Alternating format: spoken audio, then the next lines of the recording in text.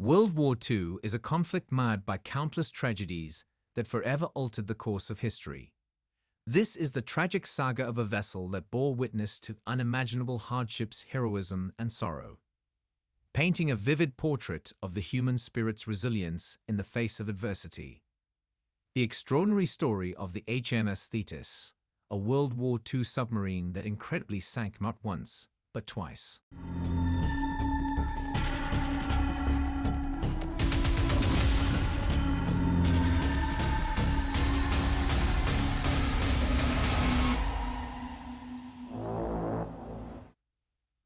The HMS Thetis was one of 15 pre-war, Group 1, T-class submarines ordered by the Royal Navy.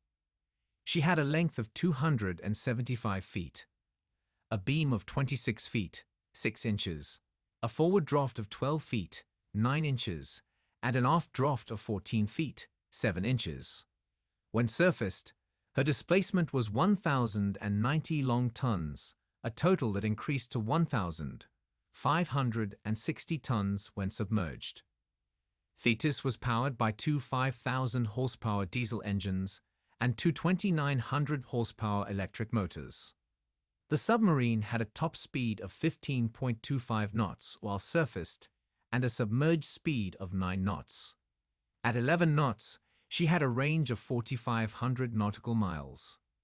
In terms of armament, Thetis was equipped with 10 forward-facing torpedo tubes, 6 internal and 4 external, and a single 4-inch deck gun. The HMS Thetis was laid down in December 1936 by Cammell Laird and Co. Limited in Birkenhead, United Kingdom. The vessel was launched a year and a half later, but jamming hydroplanes led to a delay in her dive trials. When these issues were rectified, she traveled to Liverpool Bay.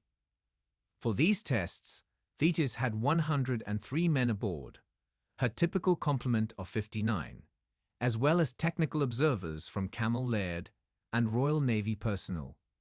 At around 2 p.m. on the 1st of June, 1939, the submarine attempted her first dive, but she wasn't heavy enough, leading those aboard to check whether the internal torpedo tubes were flooded. The torpedo officer, Lieutenant Frederick Woods, checked this by opening the test cocks. Enamel paint had blocked the one on the 5th tube, stopping water from flowing out. The inner torpedo tube door was then opened, causing a rush of water that pushed the bow downward and thrust Thetis' stern of the water. After 20 hours and the arrival of the HMS Brazen, the crew decided to abandon the submarine via the escape chamber. Given the room size, the crewmen would have to enter one at a time. For each individual, the room would be filled with water, allowing the pressure within to equal that outside, after which the outer hatch would open to let them swim away. 4 men, including Captain Harry Oram, leading stoker Walter Arnold, and fitter Frank Shaw, a Cammell Laird employee, successfully escaped. A 5th entered the chamber. However, he panicked when water began to fill the room. In his worry, he tried to open the outer hatch, which caused a rush of water, drowning him. With the outer hatch partially open, the chamber was now inoperable.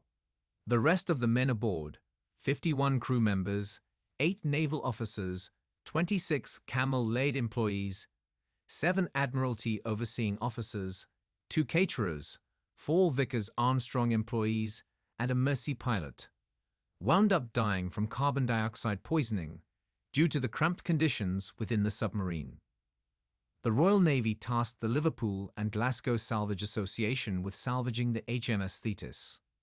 The effort was successful, although one diver did die from the bends on August 23, 1939. On September 3, the submarine was grounded at Traith-Bicon, Anglesey, at which point the bodies of those within were given a naval funeral, with full honors. After repairs were made, Thetis was recommissioned as the HMS Thunderbolt. Operating under the Thunderbolt name, the submarine saw service in the Atlantic Ocean, as well as the Mediterranean. Among her accomplishments was the sinking of the Italian submarine Capitano Tarantini. The vessel herself was ultimately sunk by the Italian corvette Chicana on March 14, 1943, off the coast of Sicily. Everyone aboard died in the incident. Thanks for watching. Put a like and subscribe us for more interesting videos like this.